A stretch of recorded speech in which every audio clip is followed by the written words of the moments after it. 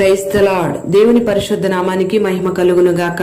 అనుదిన దైవ కృపా కార్యక్రమాన్ని వీక్షిస్తున్న దేవుని బిడ్డలైన మీ అందరికీ పేరు పేరున ప్రత్యేకమైన వందనాలు తెలియపరుస్తున్నాం. నిశ్చయముగా ఈ మాటలు వింటున్న మీకు ఆయన ఉన్నతమైన కృప తోడేయుండును గాక. కీర్తనల గ్రంథం 54వ అధ్యాయం 4వ వాక్యంలో, ఇదిగో దేవుడే నాకు సహాయకుడు, ప్రభువే నా ప్రాణమును ఆదరించువాడు అని ఈ మాటల్లో రాయబడి ఉంది. ప్రియ దేవుని బిడ్డలారా, ఈ మాటల్లో శ్రేష్టమైనది ఆదరణ అని మనం గ్రహించాలి. మరి ఈ కీర్తనాకారుడు దేవుని చేత ఆదరించబడ్డాడు గనుకే ఈ మాటను మాట్లాడుతూ ఉన్నాడు.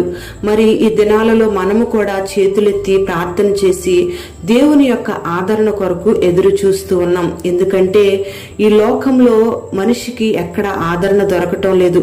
మరి ఈ దినాన మనుషుల ద్వారా ఆదరణ దొరకక అనేక మంది అల్లాడిపోతున్న ప్రజలు చాలా మంది ఉన్నారు. ప్రియ దేవుని బిడ్డలారా, ఈ లోకంలో తల్లిదండ్రుల యొక్క ఆదరణ, అన్నదమ్ముల యొక్క ఆదరణ, బంధుమిత్రుల యొక్క ఆదరణ, స్నేహితుల యొక్క ఆదరణ ఎంతవరకు ఉంటుందో మనకందరికీ తెలుసు.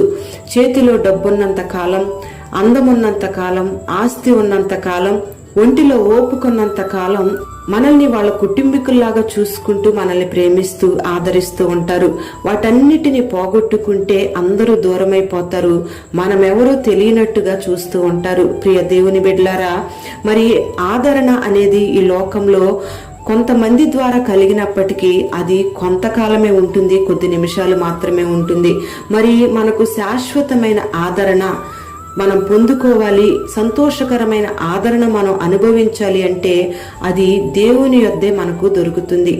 కీర్తనల గ్రంథం 119వ అధ్యాయం 76వ వాక్యంలో, నీ సేవకునికి నీవిచ్చిన మాట చొప్పున నీ కృప నన్ను ఆదరించునుగాక అని ఈ వాక్య భాగంలో రాయబడి ఉంది. ప్రియ దేవుని బిడ్డలారా, మరి ఈ దినాన దేవుని యొక్క ఆదరణను మనం పొందుకోవాలి అంటే దేవుని యొక్క కృపను మొదటిగా మనం పొందుకోవాలి. మరి ఈ దినాన మనం అందరము ప్రార్థన చేస్తున్నాం.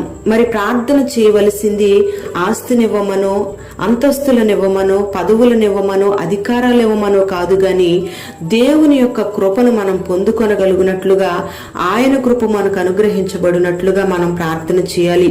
మరి ఈ కృప మనకు శాశ్వతమైన ఆదరణను అనుగ్రహిస్తుంది. మరి ఈ దినాన అనేక మంది బిడ్డలు దేవుని యొక్క కృపకు దూరమైపోయి దేవుని యొక్క కృపను పొందుకోకుండా అనేక మంది దేవుని యొక్క ఆదరణ కావాలి అని కోరుకుంటూ ఉన్నారు. మరి దీనికన్నా అవివేకమైన ఆలోచన ఇంకొకటి లేదని చెప్పుకోవాలి. ప్రియ దేవుని బిడ్డ, మరి దేవుని యొక్క కృపను నువ్వు పొందుకోవాలి అంటే వేకువనే లేచి ఆయన కృప కొరకు కనిపెట్టాలి. నీతిగా, పరిశుద్ధంగా, యథార్థంగా జీవిస్తూ ఆయన కృపను నువ్వు పొందుకోవాలి. ప్రతి క్షణము కూడా దేవుని నువ్వు అడగవలసింది ఆయన కృప మాత్రమే. ఆయన కృప కొరకు నువ్వు నిరంతరము కనిపెట్టుకొని నిత్యము కాచుకొని ఉండాలి. మరి ఆయన కృపను నువ్వు ఎంతగా పొందుకుంటావో అంతగా నువ్వు ఆదరించబడతావు, అంత గొప్ప ఆదరణ నీకు కలుగుతుంది. ప్రియ దేవుని బిడ్డ, మరి నువ్వెంతగా ఆయన కృపను పొందుకుంటావో ఆ కృపను బట్టి నువ్వు ఉద్యోగంలో అడుగుపెట్టినా, వ్యాపారంలో ఉన్నా, వ్యవసాయ రంగంలో నిలిచి ఉన్నా, చదువుల రంగంలో ఉన్నా, ఎక్కడ అడుగు పెట్టినా అపజయం అనే మాట లేకుండా నీకు నలుదిక్కుల ఆదరణ కలుగుతుంది. ఈ ఆదరణ ద్వారానే నువ్వు అన్ని విషయాల్లో సంతోషాన్ని చూడగలుగుతావు. రెండవదిగా మనం గమనిస్తే, నువ్వు ఆదరించబడాలి అంటే దేవుని యొక్క లేఖనాలను చదవాలి అని రోమపత్రిక 15వ అధ్యాయం 4వ వాక్యంలో రాయబడి ఉంది. ప్రియ దేవుని బిడ్డలారా, ఈ దినాన చాలా మంది మనుషులు శ్రమలతో ఉన్నప్పుడు, బాధలతో ఉన్నప్పుడు, ఇబ్బందులతో ఉన్నప్పుడు మనుషుల ఆదరణ కొరకు ఎదురు చూస్తూ ఉంటారు. వాళ్ళు నన్ను ఆదరించలేదు, నేను ఈ బాధలతో ఉన్నప్పుడు వీళ్ళు నన్ను పలకరించడానికి రాలేదని ఎంతగానో మనుషుల కొరకు, మనుషుల యొక్క ఆదరణ కొరకు ఎదురు చూసి కృంగిపోయి వేదన పడిపోతూ ఉంటారు. మరి ఆ సందర్భంలో బాధలతో, వేదనతో, శ్రమలతో ఉన్నప్పుడు మనిషి గుర్తించవలసింది ఏంటంటే, మనుషులు ఆదరించినా ఆదరించకపోయినా దేవుని వాక్యం, సత్యవాక్యం మనతో ఉంటుంది అన్న సత్యాన్ని మనం గ్రహించుకోవాలి. మనుషులెవ్వరూ మనతో మాట్లాడకపోయినా దేవుని వాక్యం మనతో మాట్లాడుతుంది. మనం ఎంతగా దేవునితో మాట్లాడతామో దేవుడు వాక్యము ద్వారా మనతో అంతగా మాట్లాడతాడు. మరి దేవుని వాక్యము మనకు ఆదరణ కలుగు చేస్తుంది, బాధలలో అదే మనకు నెమ్మది కలుగు చేస్తుంది. ప్రియ దేవుని బిడ్డ, మరి దేవుని యొక్క ఆదరణను నువ్వు పొందుకోవాలంటే దేవుని యొక్క వాక్యాన్ని నువ్వు చదవాలి, దాన్ని ధ్యానం చేయాలి, దాన్ని నువ్వు గ్రహించాలి. అప్పుడే దేవుని యొక్క ఆదరణ ఆయన వాక్యము ద్వారా నీకు అనుగ్రహించబడుతుంది. మూడవదిగా మనం గమనిస్తే దేవుని యొక్క ఆదరణను నువ్వు పొందుకోవాలి అంటే పరిశుద్ధాత్మ అభిషేకాన్ని పొందుకోవాలి. పరిశుద్ధాత్మ అభిషేకము ద్వారా పరిశుద్ధాత్మ దేవుడు మనలో నివసిస్తాడు. ఆయన మనలో నివసిస్తే మనల్ని ప్రతి క్షణము కూడా ధైర్యపరుస్తాడు. ఏ విషయంలో తొట్టిల్లిపోకుండా పరిశుద్ధాత్మ దేవుడు మనల్ని కాపాడుతాడు. సమస్యలు వచ్చినా, బాధలు వచ్చినా, కష్టాలు వచ్చినా, ఆవేదనలు ఎదురైనా, నష్టాలు మన జీవితంలో ఎదురైనా పరిశుద్ధాత్మ దేవుడు ఆ సమయంలో మన వెన్నుతట్టి మనల్ని నడిపిస్తాడు. మనకు ధైర్యం ఇచ్చి నడిపిస్తాడు. మనకి శాశ్వతమైన ఆదరణ అనుగ్రహిస్తాడు. అది మనుషుల ద్వారా మనకు దొరికేది కాదు, గాని దేవుని యొక్క ఆత్మ ద్వారానే మనకు అనుగ్రహించబడుతుంది.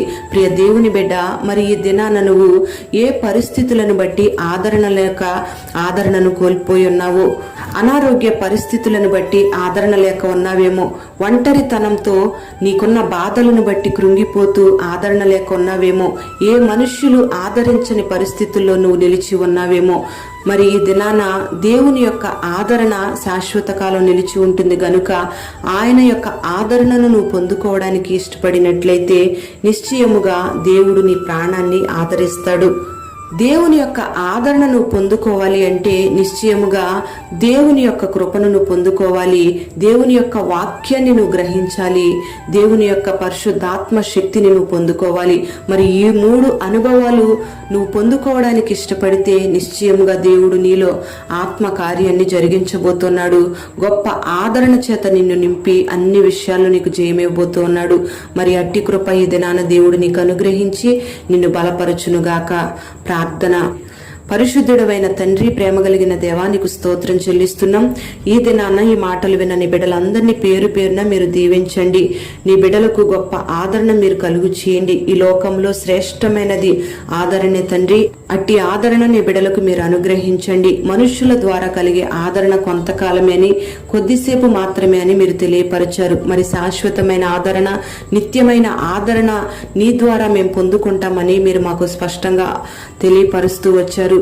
ఈ మాటలు వినని బిడ్డల జీవితాల్లో ఏ సమస్యల చేత ఆదరణ లేక ఉన్నా, ఆర్థికమైన ఇబ్బందుల చేత, అనారోగ్య సమస్యల చేత, ఎవరికి చెప్పుకోలేని బాధల చేత ఒంటరితనాన్ని అనుభవిస్తూ ఆదరణ లేక ఉన్నారేమో, అట్టి అనుభవాల్లో ఉన్న బిడ్డల్ని మీరు లేవనెత్తండి.